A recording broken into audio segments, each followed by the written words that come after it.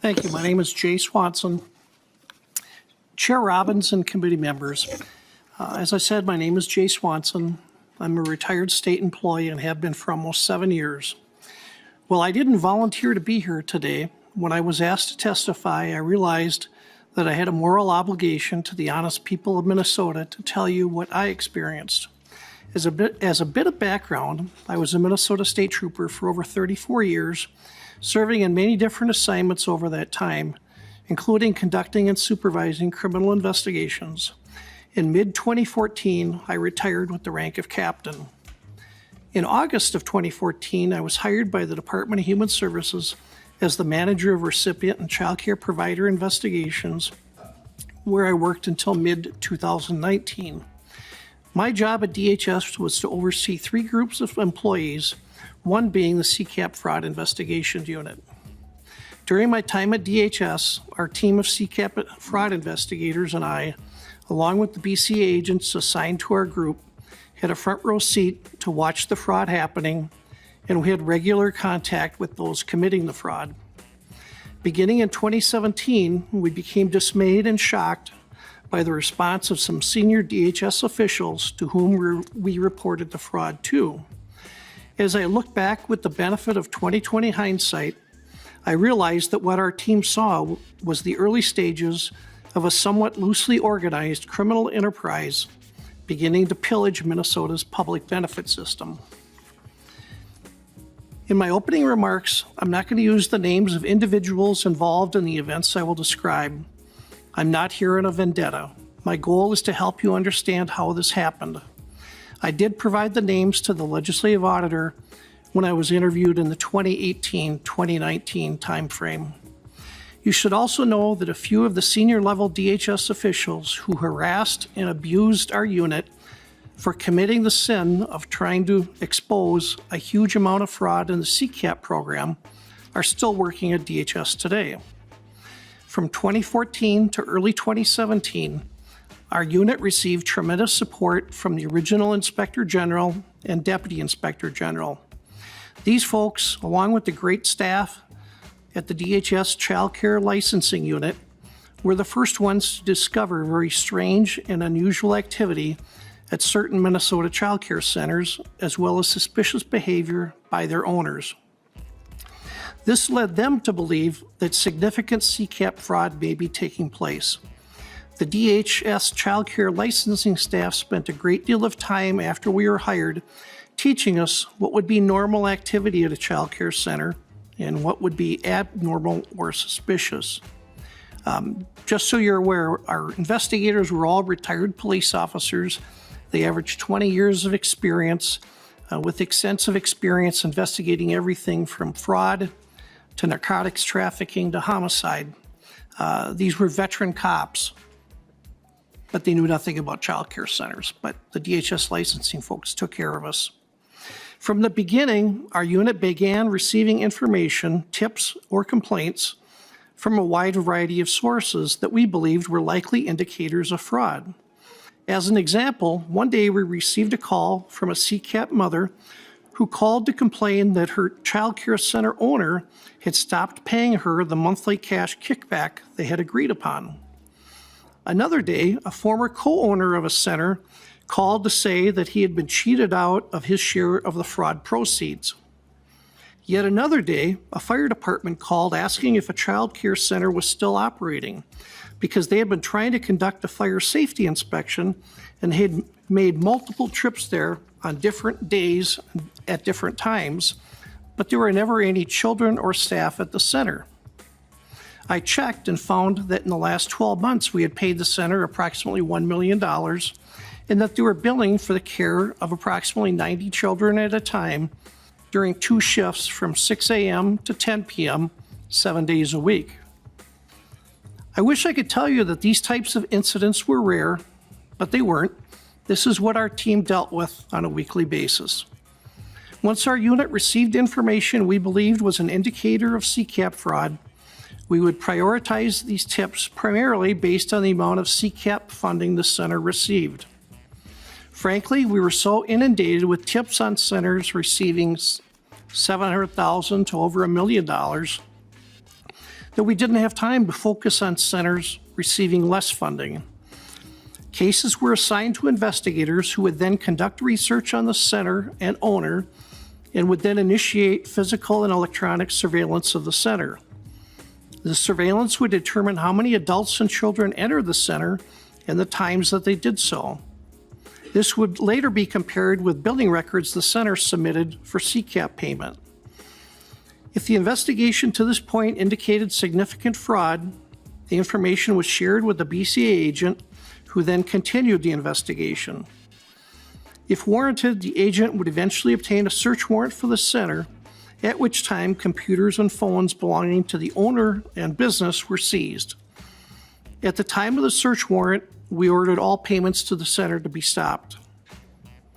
The DHS forensics lab would then perform forensic examinations on the electronic devices. These exams often resulted in us obtaining our most powerful evidence against those committing fraud. Here are a few of the examples of the evidence I was shown over the years by lab supervisor and staff. From an owner's cell phone, I was shown a text conversation between the owner of the center and a friend. The friend had asked the owner, "How much longer are you going to do the daycare scam?"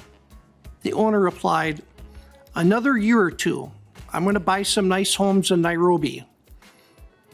The owner was on public assistance at this time.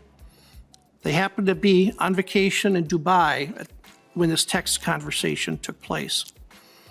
Up till this point, which was early 2017, in the roughly 2.5 years of our existence, our unit had directed CCAP payments to be stopped to 11 child care centers that we could prove had fraudulently billed DHS. These stop payment orders always resulted in the immediate closure of the center because the centers we investigated never had any private paying clients, only publicly funded CCAP clients. Additionally, 5 cases had resulted in felony convictions for fraud-related crimes. I regularly joined with various investigators and agents as we interviewed the owners and employees of the child care centers being investigated. More than once, I heard an owner or employee respond when we asked where they first learned about the daycare scam. They would say they had first heard about it while in the refugee camp in Kenya. These individuals told us that they had heard you could run the scam in a number of different states, but it was easiest and you could make the most money doing it in Minnesota. Additionally, at about this same time, the DHS investigators and BCA agents initiated an investigation of another child care center and found a high amount of billing fraud. Federal agents from the FBI, the IRS Criminal Investigation Unit, and agents from the U.S. Health and Human Services Office Inspector General were invited to join in the investigation due to some of the unusual activity and suspected crimes that we believe we saw. This investigation resulted in the federal indictment in 2017 of the owner of Salama Child Care Center. That owner eventually pled guilty and was sentenced in 2018 to 2 years in prison and was ordered to pay restitution of over $1.4 million. The Salama Child Care Center was located at 1411 Nicollet Avenue in Minneapolis.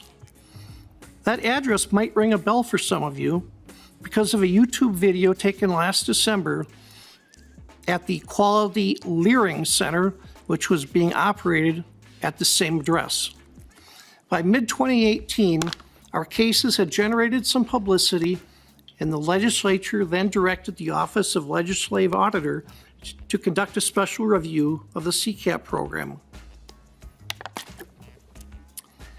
In August of 2018, as I was preparing answers to questions posed to me by the OLA in an email, I was told by a DHS official to submit my answers to them instead of sending them directly to the OLA.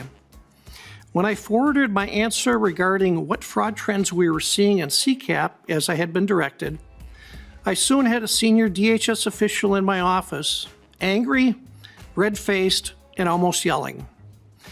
The senior DHS official told me to delete a number of paragraphs of the document that I had sent.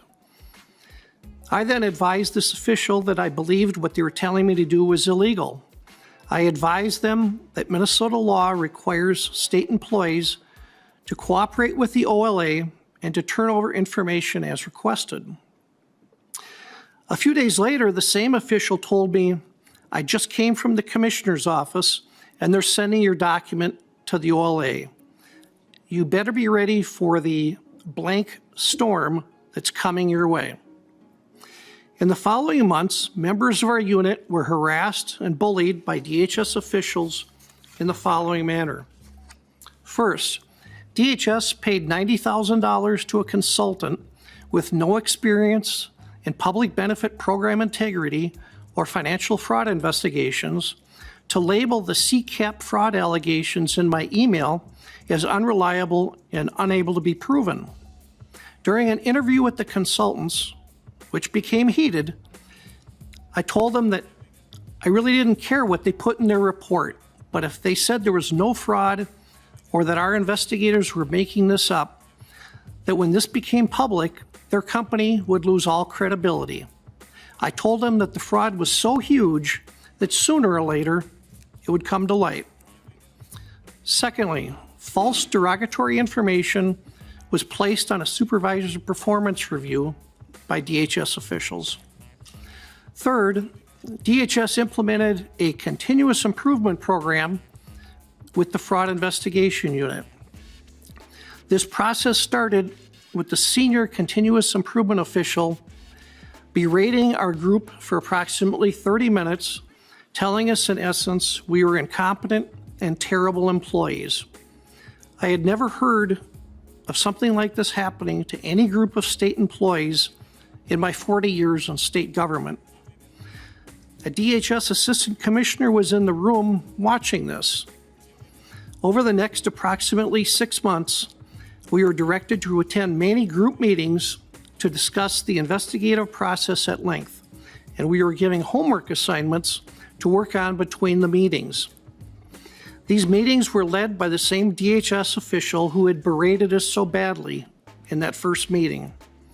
The huge amount of time our team spent in those meetings and on our assignments resulted in investigators and supervisors being unable to conduct hardly any investigative activity over the roughly 6 months of this program.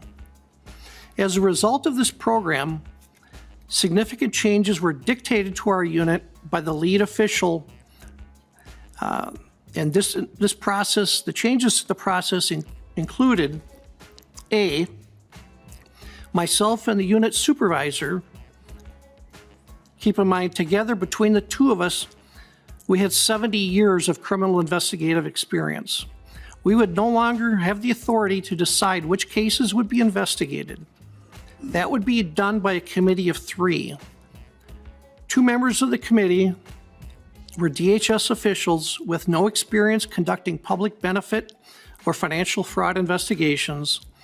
I would be the 3rd committee member, although clearly outvoted. Next, the amount of CCAP funding would not play a role in prioritizing cases.